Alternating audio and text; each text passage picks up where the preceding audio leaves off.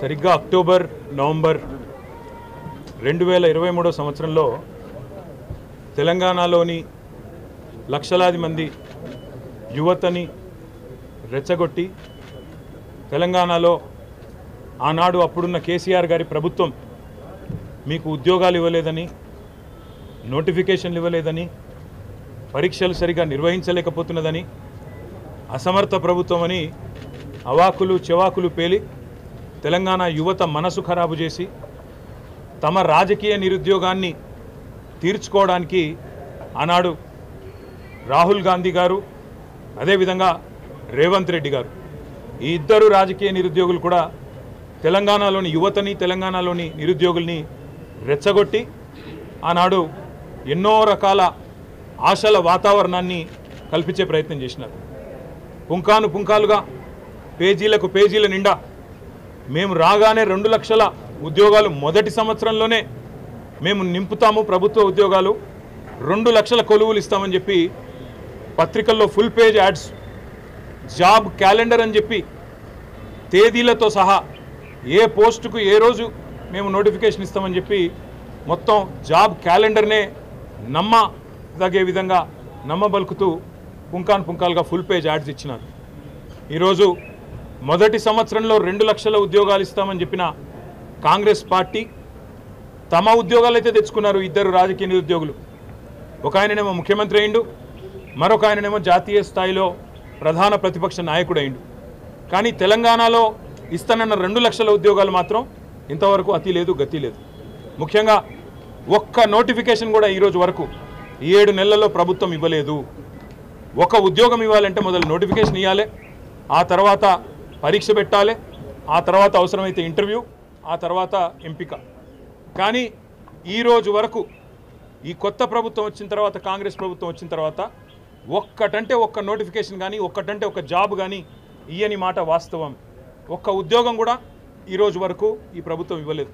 ఇవాళ అశోక్ నగర్లో, దిల్సుఖ్ నగర్లో, అదేవిధంగా ఉస్మానియా యూనివర్సిటీలో పిల్లలు అడుగుతున్నది ఏంది? మీరు చెప్పిన మాటనే కదా, 2 లక్షల ఉద్యోగాల సంగతి ఏంది అని అడుగుతున్నారు. ఒక్క నోటిఫికేషన్ ఎందుకు ఇవ్వలేదని అడుగుతున్నారు. జాబ్ క్యాలెండర్ ఏమైంది అని అడుగుతున్నారు. గ్రూప్ 2, గ్రూప్ 3లో పోస్టులు పెంచుతామన్నారు, దాని సంగతి ఏంది అని అడుగుతున్నారు. మెగా డిఎస్సి అన్నారు కదా మీరు మొదటి క్యాబినెట్లోనే, ఏమైంది మెగా డిఎస్సి? మీరే చెప్తారు కదా 21,000 ఉద్యోగాలు, 50,000 ఉద్యోగాలని, ఏవి మరి డిఎస్సిలోని ఆ ఉద్యోగాలని చెప్పి పిల్లలు అడుగుతుంటే వారి మీద ఈరోజు మీరు మాట్లాడుతున్న విధానం, ఒక ముఖ్యమంత్రి స్థాయిలో ఉండి ఇంత దౌర్భాగ్యంగా, ఇంత దివాలాకోరుతనంతో మాట్లాడిన మొట్టమొదటి ముఖ్యమంత్రి రేవంత్ రెడ్డి. ఎంత నిర్లక్ష్యంగా, నిర్లజ్జగా, అసలు మోతీలాల్ అంటే ఆయనే ఉద్యోగాలే రాస్తలేడు, ఆయన కూడా నిరాహార దీక్ష చేస్తున్నాడని చెప్పి ఇవాళ మోతీలాల్ అనే తమ్ముడిని అవమానించే విధంగా, గ్రూప్స్కు ప్రిపేర్ అవుతున్న తమ్ముడిని అవమానించే విధంగా మాట్లాడడం. ఎవరినైతే ఏ కోచింగ్ సెంటర్లను ఆలంబనగా చేసుకొని అశోక్ నగర్కి నువ్వు మీ రాహుల్ గాంధీ పోయి 2 ఉద్యోగాలు సంపాదించుకున్నారో, ఇవాళ అక్కడ కోచింగ్ సెంటర్లు నడుపుతున్న యువతని, అశోక్ కావచ్చు, రియాజ్ కావచ్చు, మరొకరు కావచ్చు, ఆ కోచింగ్ సెంటర్ల నిర్వాహకులందరినీ అవమానించే విధంగా 150 కోట్లు, 100 కోట్లు సంపాదించడానికి పరీక్షల పోస్ట్ పోన్మెంట్ అడుగుతున్నారు. వాళ్ళ కోసం, వాళ్ళ స్వలాభం కోసం పాకులాడుతున్నారని చెప్పి వాళ్ళను అవమానించే విధంగా మాట్లాడడం. అందుకే ఇవాళ తెలంగాణ యువత బగ్గుమంటున్నది. ఎన్నో ఆశలతో కాంగ్రెస్ ప్రభుత్వం 2 లక్షల ఉద్యోగాలు మొదటి సంవత్సరంలో ఇస్తుందని చెప్పి ఏ యువతనైతే మమ్మల్ని దించి మిమ్మల్ని గద్దెనెక్కించిందో ఈరోజు అదే యువత నిన్ను ప్రశ్నిస్తున్నది. రేవంత్ రెడ్డికి అందుకే చెప్తా ఉన్నాం, 7 నెలలు అయిపోయింది, 8వ నెలలో నీ ప్రభుత్వం అడుగుపెట్టింది.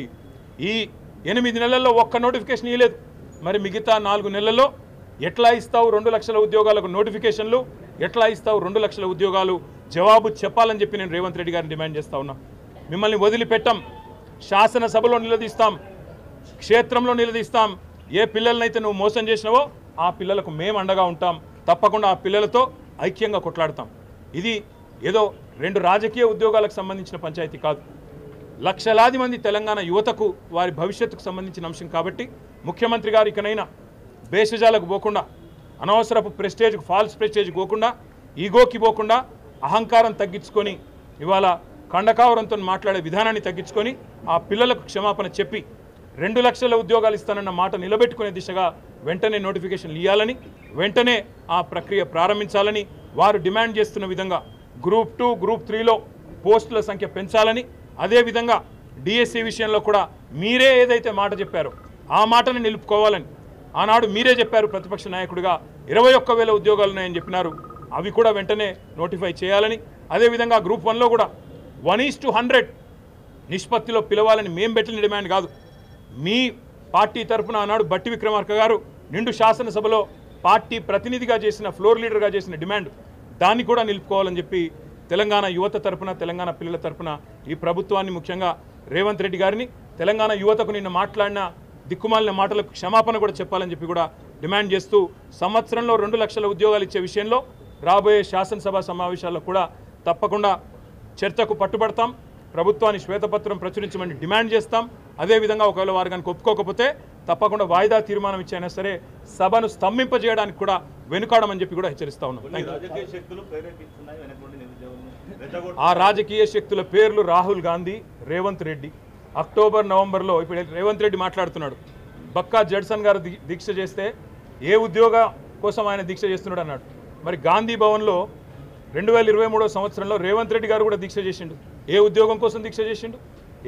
ఏ పరీక్ష రాస్తున్నాడు రేవంత్ రెడ్డి అని చెప్పి దీక్ష చేసిండు? ఏ పరీక్ష రాస్తున్నాడని చెప్పి మరి ఈరోజు రాహుల్ గాంధీ అశోక్ నగర్కి వచ్చిండు. ఇవాళ అశోక్ నగర్లో ఉండే సన్నాసులని మాట్లాడుతున్నాడు. మరి మీ రాహుల్ గాంధీ గారు అశోక్ నగర్కి వచ్చినారు, నువ్వు వచ్చినావు అశోక్ నగర్కి, మీ నాయకులందరూ ఆ కోచింగ్ సెంటర్లో చుట్టే తిరిగినారు, మధు యాష్కి గారు ఇతరులు. ఎవరు సన్నాసులు, ఎవరి గురించి మాట్లాడుతున్నావో ఆలోచించుకొని మాట్లాడితే బాగుంటుంది. ఇది ఇప్పుడు 4.5 ఏళ్ళు ఏ ఎలక్షన్ కూడా లేవు. ఈ 4.5 ఏళ్ళు ఎలక్షన్లు లేనప్పుడు మాకేమి రాజకీయ ప్రేరితమైన ఉద్యమాలు కానీ వాళ్ళని రెచ్చగొట్టాల్సిన అవసరం కానీ లేదు. మీరిచ్చిన మాట మీరు నిలుపుకుంటలేరు కాబట్టే ఇవాళ పిల్లలు రోడ్డు ఎక్కుతున్నారు. అర్ధరాత్రి నిన్న 4 దాకా పిల్లలు అశోక్ నగర్లో, దిల్సుఖ్ నగర్లో ఆందోళన చేసిన మాట వాస్తవం కాదా? ఉస్మానియాలో వాళ్ళని ఇవాళ గొడ్లను ఈడ్చుకపోతూ ఇవాళ అరెస్టులు చేస్తున్న మాట వాస్తవం కాదా? 6 నెలల లోపలనే ప్రజాపాలన అంటే ఎమర్జెన్సీని తలపించే విధంగా ఇవాళ పిల్లలు బాధపడుతున్న మాట వాస్తవం కాదా?